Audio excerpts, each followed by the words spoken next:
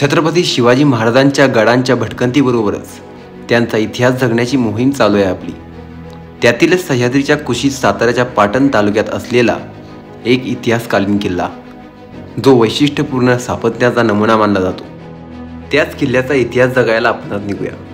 चला तर मित्रांनो, करूया प्रवास, एक सुंदर प्रवास दातेगडचा, म्हणजेच सुंदरगडचा।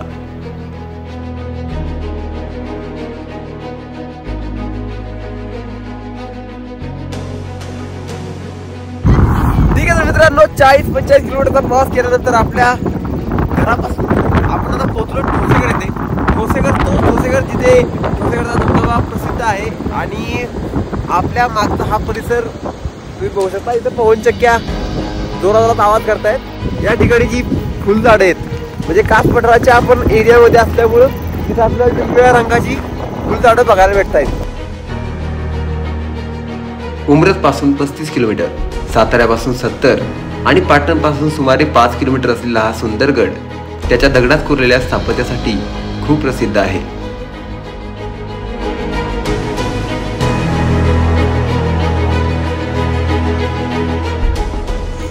सो फायनली 70 किलोमीटरचा प्रवास केल्यानंतर आपण पोहोचलोय आता या दातेगडच्या बस स्टॉपपाशी।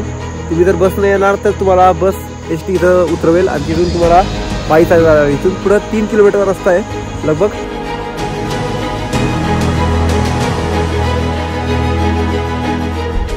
पोहोचलोय दातेगडच्या बेस विलेजमध्ये। बेस विलेजच्या इथे तुम्ही बघताय की पार्किंग एरिया आहे। आपण इथपर्यंत गाड्या आरामात येऊ शकतात। तुम्ही सातारकडून येत आहे, पाटणकडून येत आहे, कुठून पण येत आहे, बट तुमच्या गाड्या आरामात चांगला रोड आहे इकडे येताना।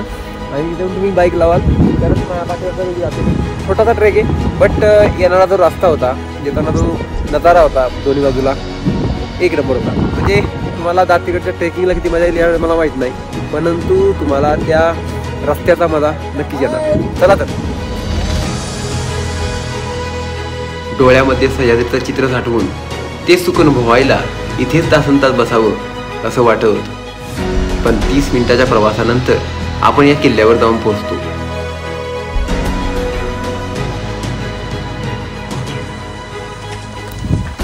ठीक आहे, तर आपण आता थोडीशी ट्रेकिंग केल्यानंतर 5 मिनिटानंतर आपण पोहोचतो या गुहेपाशी। महादरवाजाच्या अलीकडेच ट्रेकिंगच्या वाटेवर आपल्याला एक गुहा बघायला भेटतो। पूर्ण दगडामध्ये कोरलेली गुहा आहे। आपण बघितली गुफानंतर पुढे आल्यानंतर आपल्याला बघायला भेटतो तिथे महादरवाजाच्या आपण पायऱ्या बघताय, दोन्ही बाजूला चढण्यासारख्या पायऱ्या आहेत। आणि त्यानंतर पूर्ण दगडामध्ये कोरलेला हा गड आपल्याला पाहायला भेटतो। त्याचा पूर्ण महादरवाजा जो आता सध्या दुर्दैवानं पडक्या अवस्थेत आहे तो आपल्याला बघायला भेटतो। परंतु पूर्णच्या पूर्ण दगडामध्ये कोरलेली ही कोरीवकाम म्हणजे आपल्याला स्थापत्यकलेचे एक वैशिष्ट्य पाहायला भेटते, ते सुद्धा 15व्या शतकामधील। तर आता आपण दरवाजामध्ये एंटर करूया।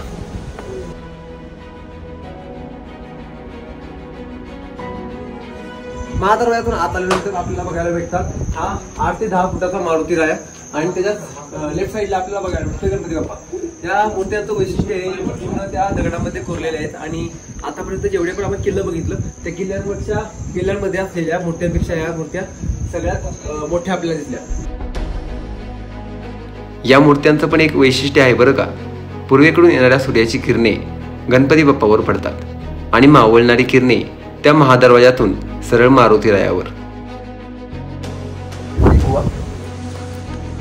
छोटस कोठार असावं, त्यानंतर कातळात कोरलेल्या पायऱ्या आपल्याला घेऊन जातात या गडाच्या माथ्यावर। ठीक आहे, माथ्यावर आल्यानंतर आपल्याला बघायला आता मेन जो आकर्षक पॉइंट आहे तो या गडाच्या माथ्यावरच आहे, कमळगड, ज्याची लिंक मी डिस्क्रिप्शनमध्ये दिले।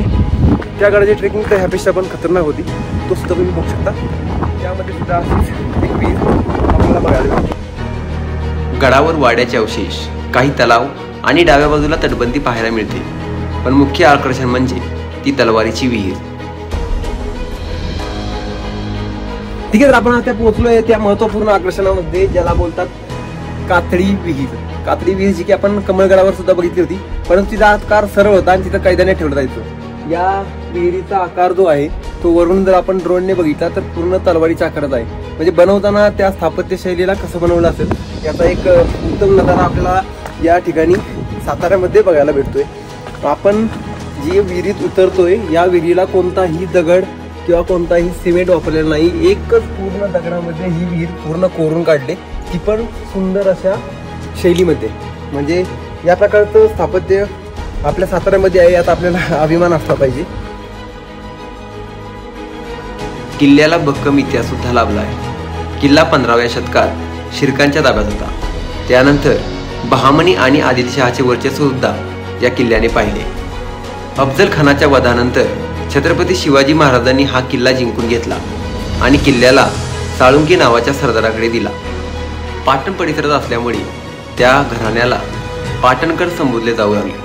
पण छत्रपती संभाजी महाराजांच्या मृत्यूनंतर हा किल्ला पुन्हा मुघलांच्या ताब्यात गेला.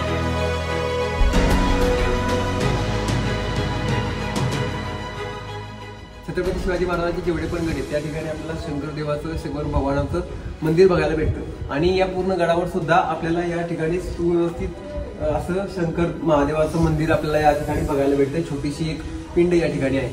वरती आपल्याला काही चौथरे वगैरे बघायला भेटले होते. आणि पाणी एकदम खराब पद्धतीचे, पावसाळा आहे त्यामुळं भरपूर सारी हिरवळ या दगडावरती साचले आणि त्यामुळे या गडाची सुंदरता अजून सुद्धा आपल्याला खुलून दिसते.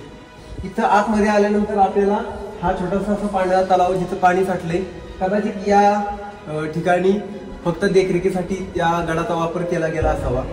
तांतेगड किल्ले संवर्धन समितीने या ठिकाणी खूप छान काम केले, कारण की थोडे दिवस अगोदर, थोड्या वर्षा अगोदर हे जे महादरवाजा वगैरे ते पूर्णपणे मुजलेलं होतं मातीमध्ये. परंतु त्या किल्ले संवर्धन समितीने या किल्ल्यावरची माती वगैरे सर्व बाहेर काढून त्या किल्ल्यांना संवर्धनाचं काम केलं. तसंच तुम्ही इथं बघू शकता की हा दगड जो आहे तो आता कोसळ्याच्या मार्गावर आलाय. जसं की तुम्ही हा महादरवाजा बघितला होता, महादरवाजाचा अर्धा टूक आपल्याला चांगला दिसते, परंतु अर्ध्या बाजूची आता जागा पडलेली आपल्याला दिसते. परंतु काही समित्या आहेत, दुसऱ्या संवर्धन समित्या, ज्यांनी या किल्ल्यांचं जे किल्लेपण आहे ते अजून सुद्धा जपून ठेवले. आपण सुद्धा स्वतःहून ज्यावेळी सुद्धा किल्ल्यावर जातो, मी प्रत्येक व्हिडिओमध्ये सांगत असतो की आपण ज्या किल्ल्यावर जातो त्याचं पवित्र राखा, तिथं जाऊन कचरा करू नका आणि तिथे जाऊन त्याचा इतिहास जागा आणि पुन्हा घरी जावं. ठीक आहे मित्रांनो, सुंदरगड म्हणजेच दातेगड, या सुंदरगडची आपण सुंदरता बघितलेली आणि आपण आता दिशेने लगभग अर्ध्या तासामध्ये नुसता पूर्ण किल्ला बघून होईल. या किल्ल्यावर बघण्यासारखं जे आहे ते आहेत या कातडीत कोरलेल्या मूर्त्या 2, त्याचा राजवाडे आणि आतमध्ये असलेली तलवारीची विहीर. या विहिरीमध्ये बघितल्यानंतर आपण आता परत दिशेने जावे. आपला अजून एक ट्रेक पूर्ण झालाय. असं तरी सोबत राहा, धरून राहा.